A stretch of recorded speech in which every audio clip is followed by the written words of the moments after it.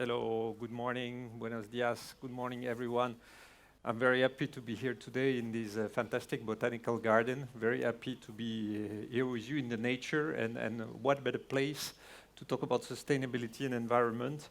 So it's really a pleasure and thank you very much for the invitation, DigitalES. I'm very happy to be here and share a few thoughts with you. So firstly, I would like to reflect on the renewed importance that telecom infrastructures have acquired during the pandemic.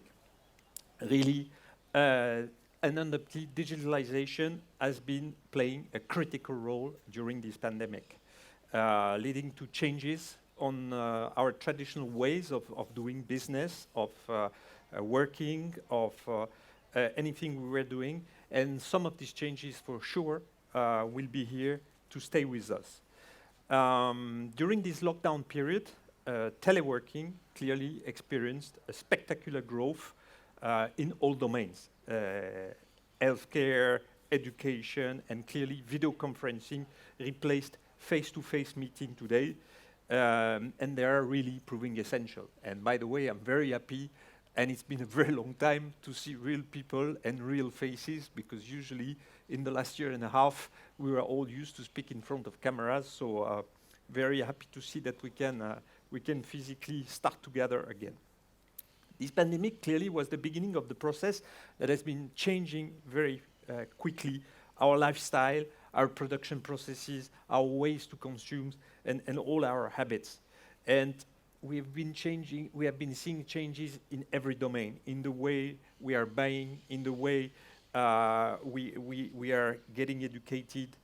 And as you were saying before, clearly many sectors have been changed in the way they used to perform. It starts by restaurants that use more and more digital platforms to deliver, giving opportunities to everyone to change the way they were working. Clearly, all of this has been possible thanks to our telecom networks.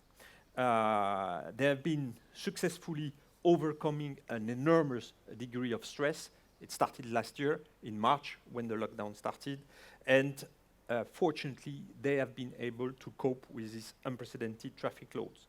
In the specific case of Orange, I can report that we have registered an increase in our fixed voice traffic by more than 130%, in our mobile voice traffic by more than 60%, and regarding the data that is exchanged on our network, an increase of traffic from one day to the other of more than 40%, and all of this with no major incident.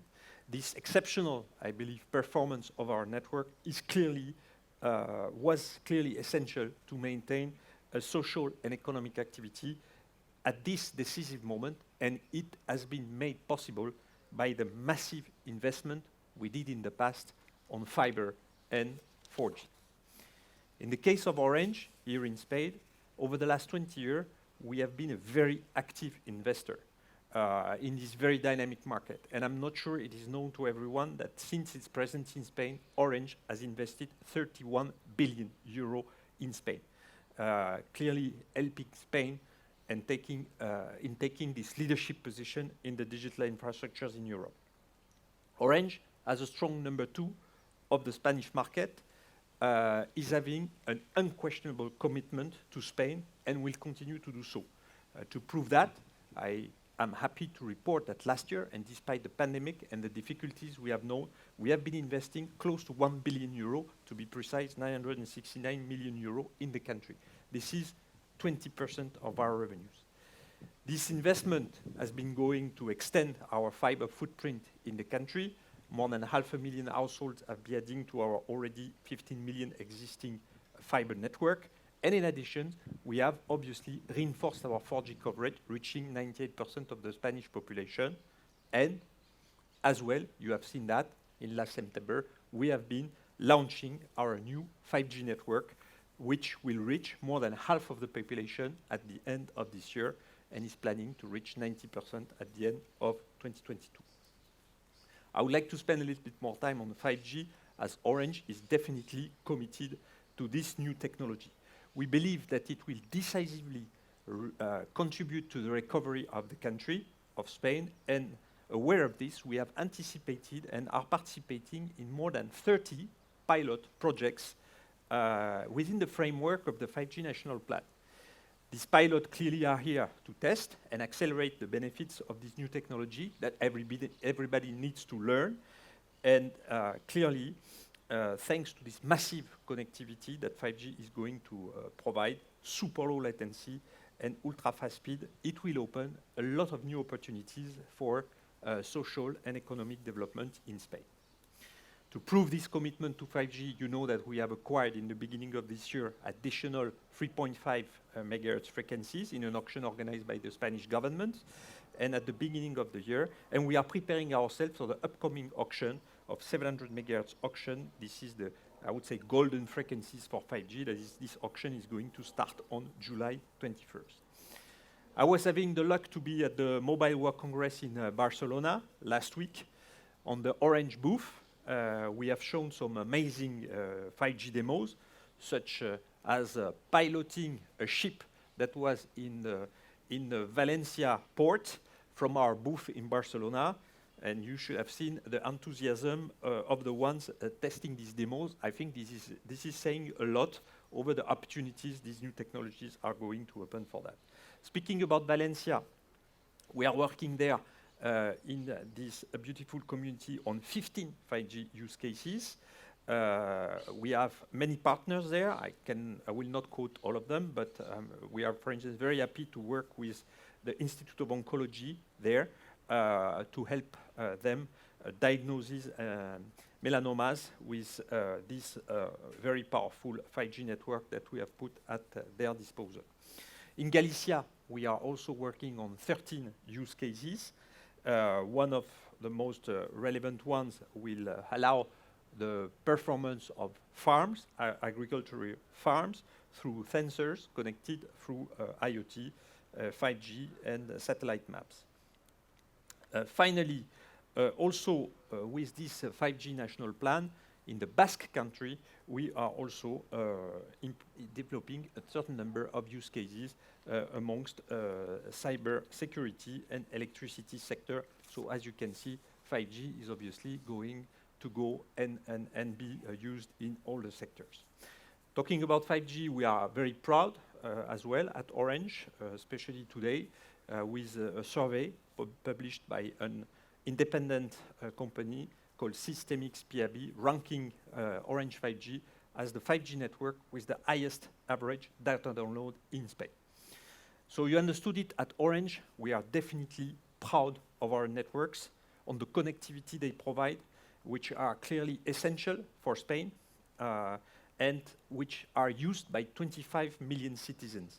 Today, Orange in Spain is helping 20 million Spanish consumers, out of which 16 million are using our mobile networks, and more than 3.5 are enjoying fiber at home or at their business. Talking about infrastructure, I have to speak also about European funds. The España Puede plan that you were speaking just a minute ago, promoted by the government of Spain, will be, I believe, a great opportunity to accelerate, obviously, the recovery of the country with the enormous amount of funds that are going to be provided by Europe in directions like economical transition, digital transformation, gender equality, and social and territorial cohesion. And all these directions are an essential part also of the activity of Orange. I'm very happy to see that this plan has been approved by the European Commission, and that will mean that an amount of 9 billion euro funds will become available to boost the economy of the country.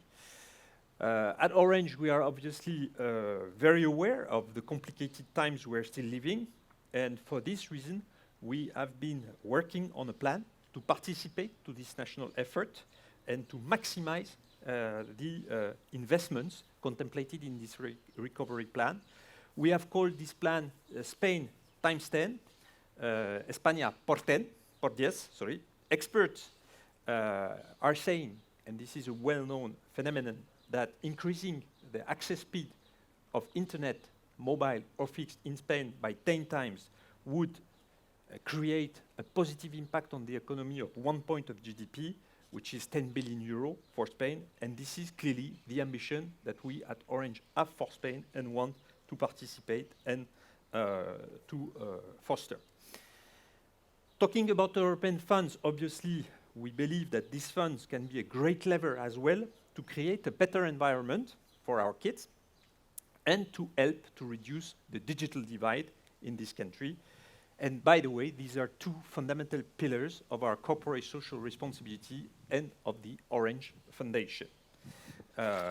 You are well aware that we have launched last month a fantastic project at the Senate, which is called Orange Digital Center, which is aiming to put a number of resources for educational matters at the disposal of the many, obviously, for free, to help breaking this digital divide. And I am particularly proud of the social tariff we have launched last year in September to help families in difficulties to get access, like others, to fiber, to mobile, to be part of this digital revolution that we are experiencing today.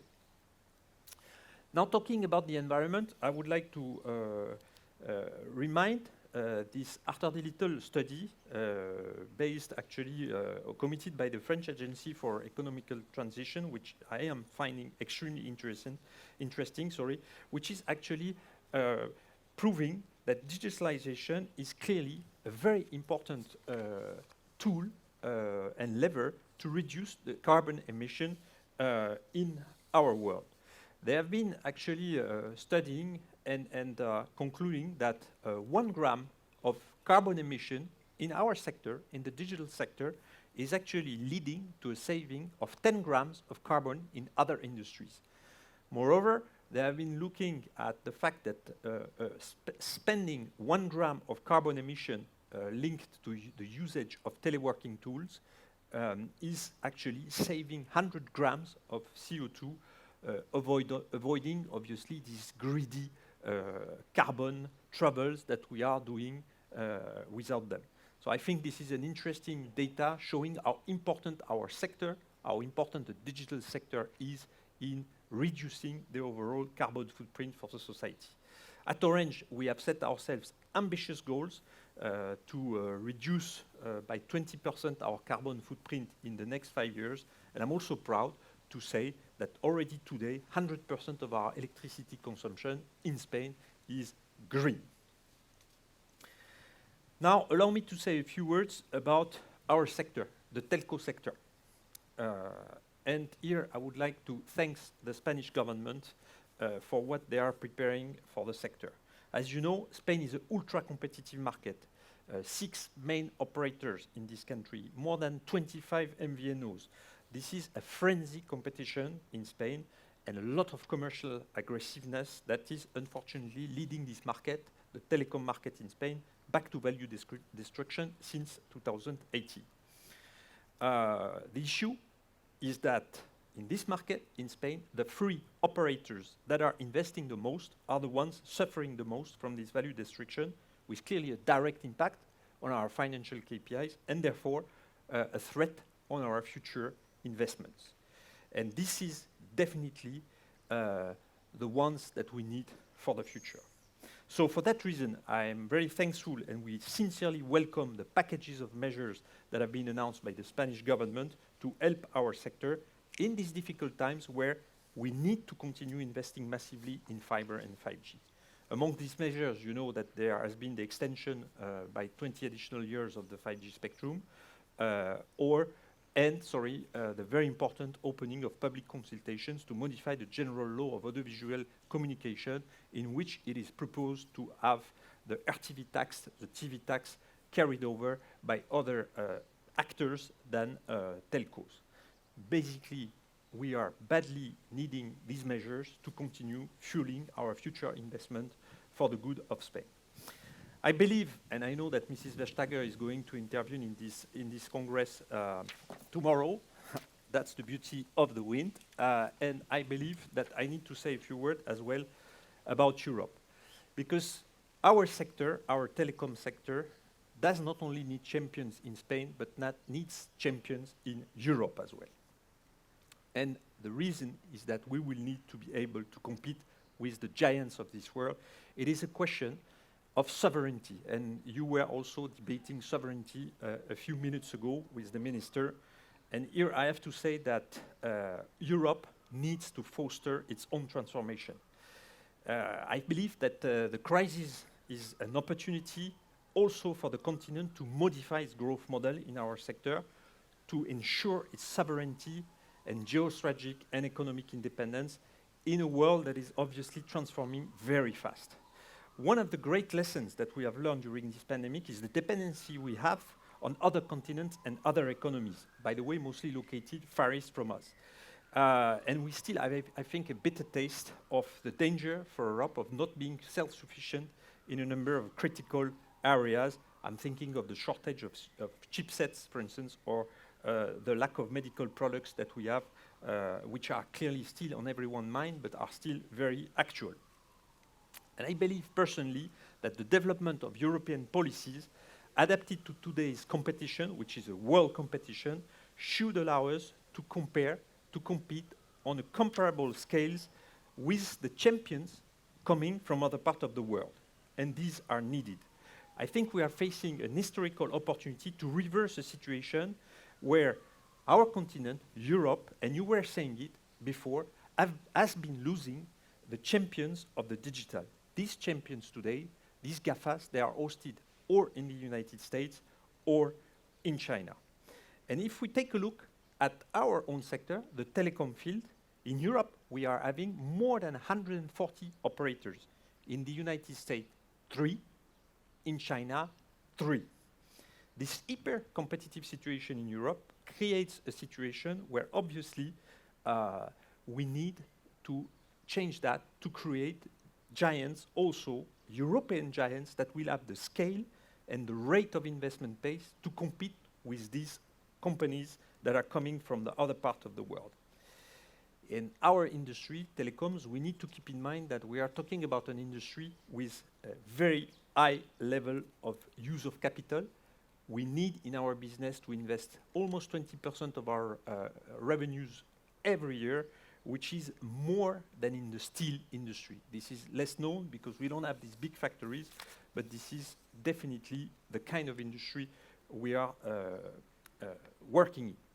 So clearly, I believe that we need Europe to help us creating a level playing field versus GAFAs and OTTs, and definitely we need a more balanced environment for those who massively invest and massively employ in our European countries. In that sense, I am very happy about the TV tax that law that is prepared in Spain.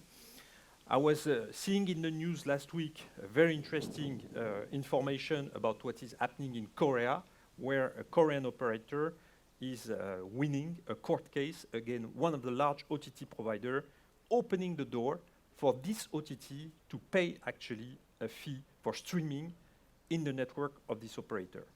Because today, these champions, these OTT champions that we all know, these huge companies coming from the US, are actually enjoying free rides on our broadband digital motorways that European actors have been heavily investing, and I think this is a topic we should reflect upon. So I call the European Commission that has been driven so far by a consumer-focused approach during the last 10 years to change this regulation and rebalance in favor of investment and helping European champions to scale again. Para concluir, quiero insistir en la necesaria colaboración de empresas privadas y administraciones para situar a España a la vanguardia de transformación digital con el objetivo de acelerar la recuperación del país tras la pandemia y mejorar las perspectivas de desarrollo social y económico y también medioambiental. Este país nunca ha estado mejor posicionado para afrontar una revolución industrial y digital de esta dimensión. En Orange estamos firmemente convencidos de que saldremos reforzados de la misma con una economía más resiliente, más competitiva y más sostenible. Y creo que es en nuestras manos de convertir el claim de este summit, Live Digital. Muchas gracias a todos.